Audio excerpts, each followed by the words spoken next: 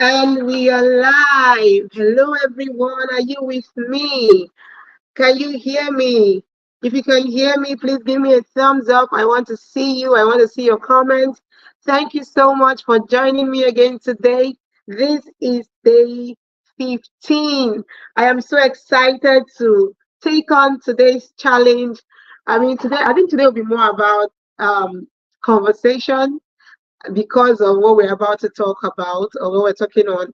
So I'm hoping that you are relaxed for us to discuss. I think we're going to take contributions today, questions. So if you have any, please, you can just leave it in the comment section. So, what are we talking about today? What topic would your child want to talk about? What topic would your child prefer, or what is that thing on your child's mind that they have not been able to let out? What would they want to talk about more openly with you?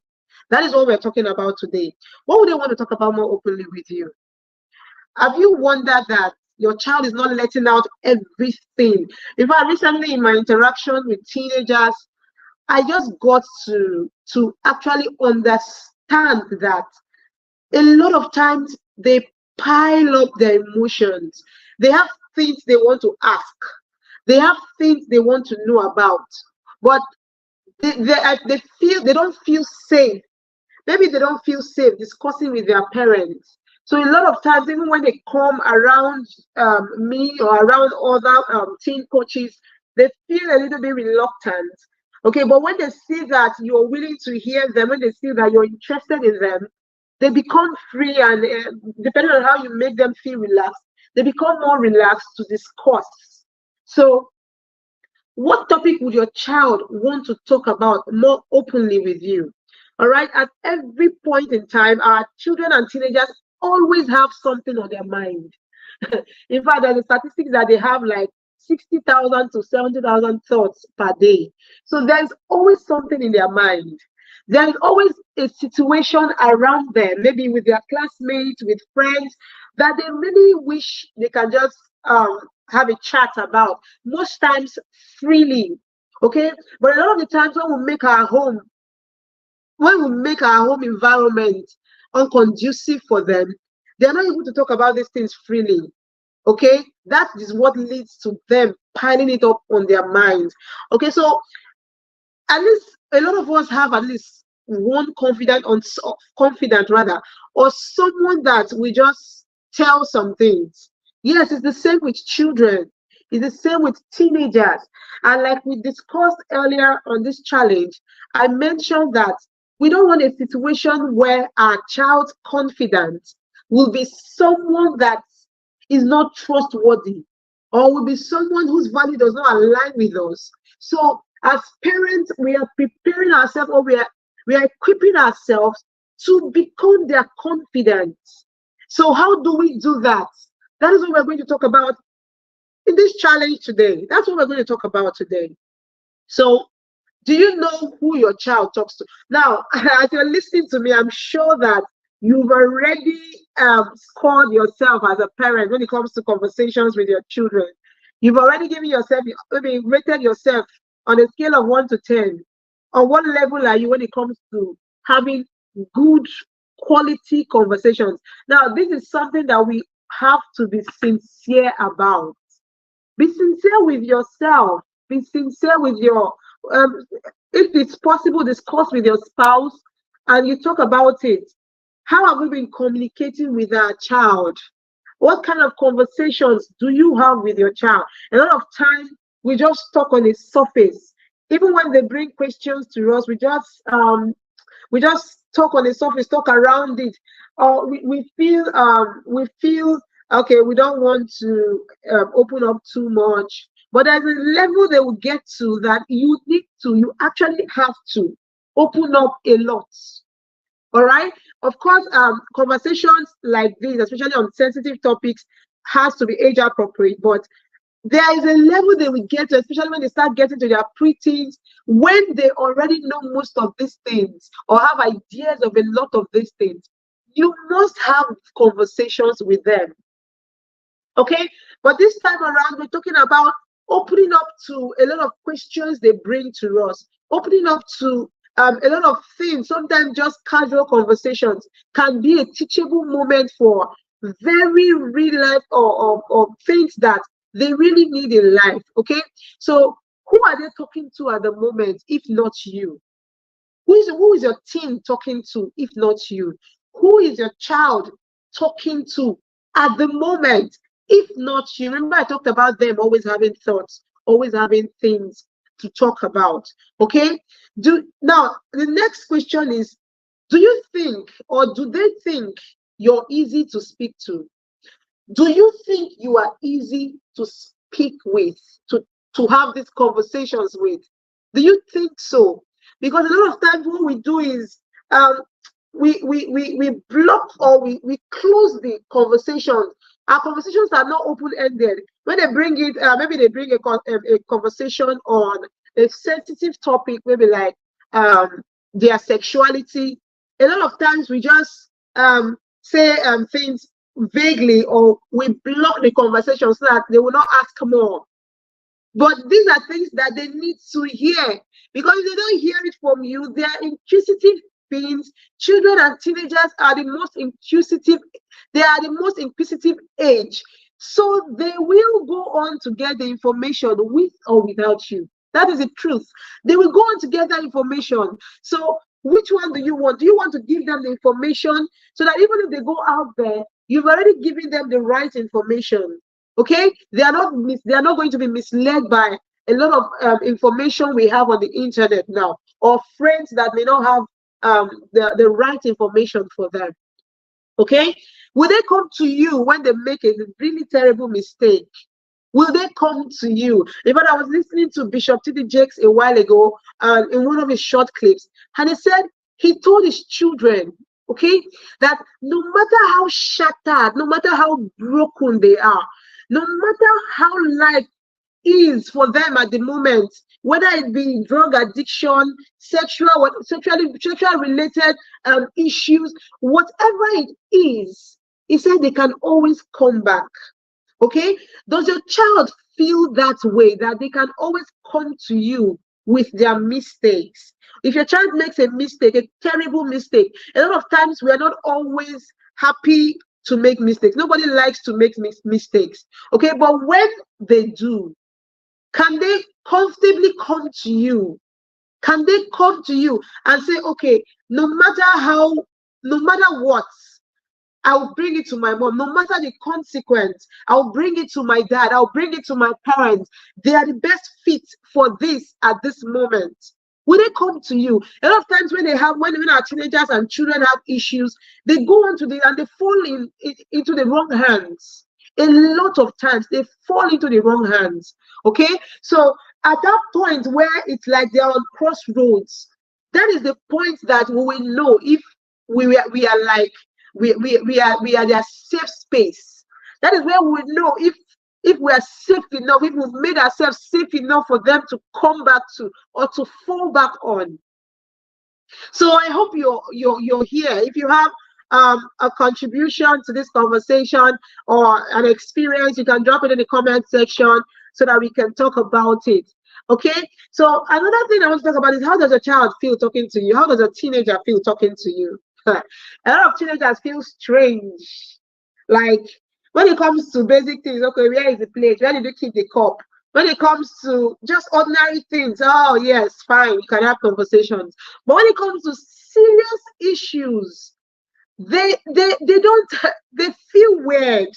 Because how can your teenager feel weird talking to you about maybe difficulty in their academics? How can your teenager feel, or your child feel weird talking to you about how they feel in their body, especially during puberty? How can it become that stage is like the most sensitive stage of their life? So how do they feel having conversations with you? Do they feel weird? Do they feel strange? Or do they feel afraid? Some of us have placed ourselves on a zone or on an area where our children cannot get to. They can't come up to us. Okay, they are afraid to talk about it. They are afraid to even bring some conversations to you.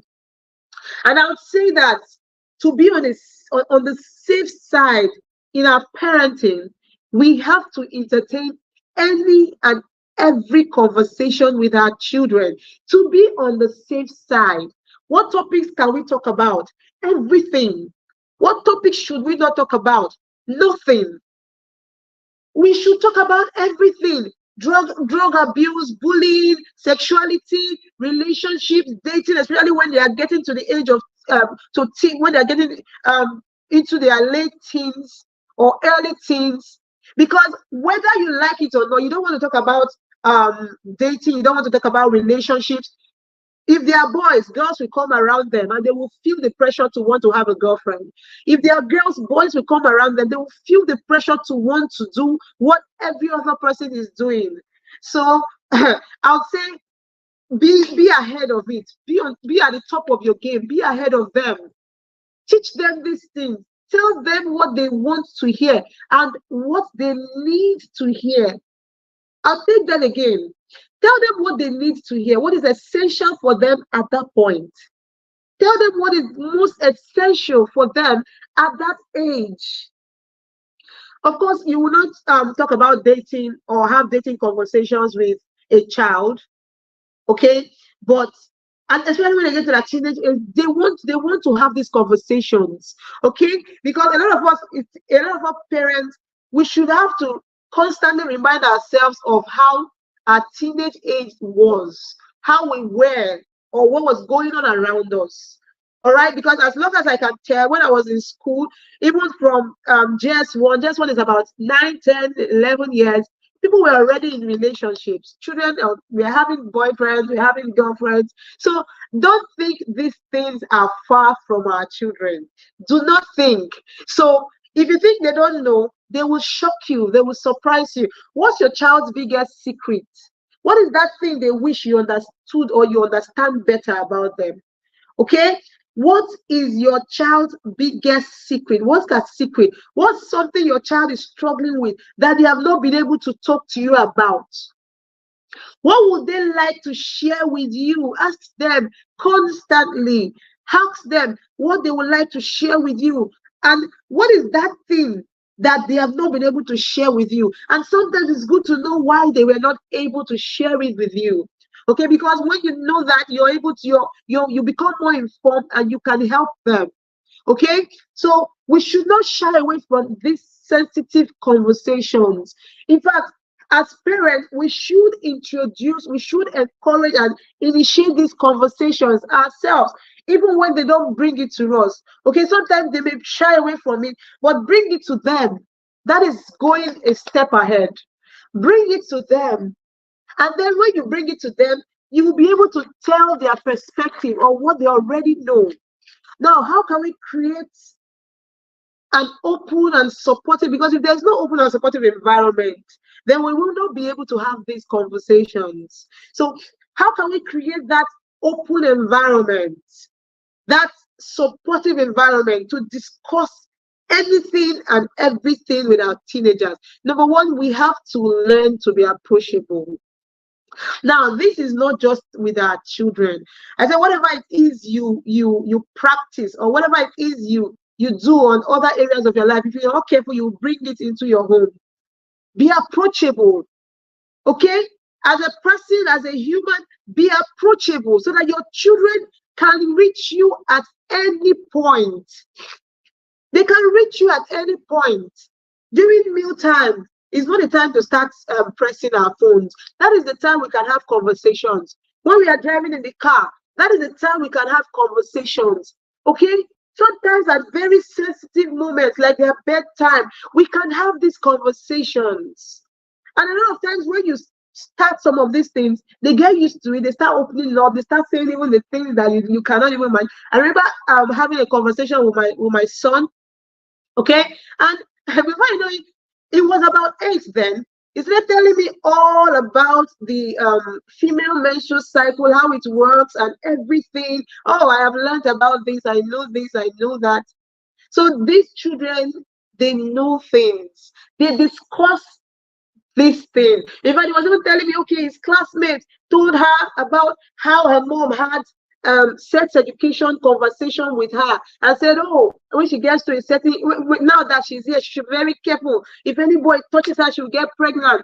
This is something children are discussing at 8. And I'm not exaggerating. It's something they are discussing at age 8. So be approachable so that these things can come to you before it gets to the wrong hands. Normalize this discussion. Normalize sensitive topics. Incorporate them in your everyday conversations.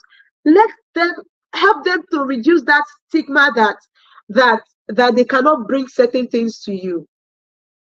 Your child should not even have that mindset that they cannot bring some things. Okay, when they're having pressure thinking about a particular thing, they start thinking, okay, who do I talk to? What do I do about it? When you are there, so it shouldn't be that way.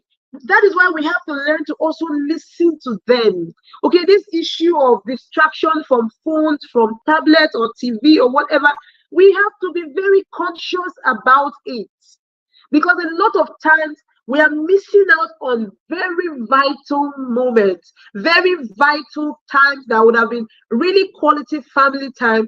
We are missing out on them because these things that we are built to distract us, the TV, the phones, the tablets, they are really distracting us. They are really distracting us. So a lot of times we feel like we are there, but we are not really there. So listen actively. Active listening you will know if you listen actively when you ask clarifying questions, maybe after conversations or during conversations, not the one that they'll be talking to you and you'll be saying, okay, I'm listening, I can hear you. Meanwhile, we're on our phones. You will know if you're listening, if you're asking follow-up questions. You will know if you're listening. They will, in fact, they know when you're listening by your body language, by everything.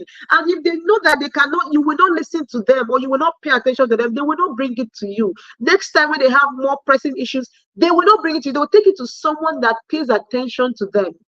And let me tell you, paying attention to our children has to be intentional, because at every point in time, we always have something on our mind. If it's not things related to office work, it is things related to the home. We are thinking, especially for us mothers, we are thinking, okay, what do we eat next tomorrow? What do we eat tomorrow? What do we do? So our minds are always clogged up. So we have to be deliberate about it, about decluttering our mind. We have to be deliberate about decluttering our minds around our children. Another thing we need to do is to learn to respect privacy. I've had a situation where a teenager told himself that he will never tell his parents anything because he overheard them talking about it with someone casually. Okay, and our teenagers are at a really sensitive stage in life. They are very sensitive. So if they don't feel that they are secret, a lot of things they feel is their secret. They feel shy about it, but they still open up to some of us. So if they don't feel safe, if they don't feel like they can trust you, they will take it to someone they can trust. And most times what we do is we become judgmental. Oh, they thought, hey, Jesus, even from our expressions, they start seeing from our expressions criticisms, judgmental looks and everything. So we must also learn to lighten up the mood. In fact, it is even good, in fact, it is best to share practical experiences from your own team. Most of the times we are not so honest. We act like we are so righteous. That is why they feel, oh, since you are not relatable, let me go to someone that is more relatable. So when it comes to these conversations, we have to be relatable. We have to be relatable. And this, even if you don't share, you've not had that particular experience. I'm not saying that you must go and say you have it or you must make up a story. But you can't share the story of a friend. You can't share the story of things that happen around you in your teen or in your childhood. Let's stop acting like perfect people that have never had flaws. Our children will not feel that bond or that need to want to discuss more. the need to go to someone that will say, oh yeah, I also had that experience. Do we not also have that need to want to relate to someone that we can resonate with, or someone that we know that will feel or will understand what we are going through? That is the same thing they want. So let go of criticism, let go of being judgmental, let go and focus on understanding their perspective. Focus on being empathetic. Focus on being empathetic. When you show empathy, then you can offer guidance and support. You can offer guidance and support. And lastly, I want to talk about our body languages when they are talking to us about these things. The way you look alone, you already feel, oh, maybe I shouldn't talk more. A lot of times we have blocked the conversation. We have closed the end of the conversations. So, parents, there's a lot to conversations.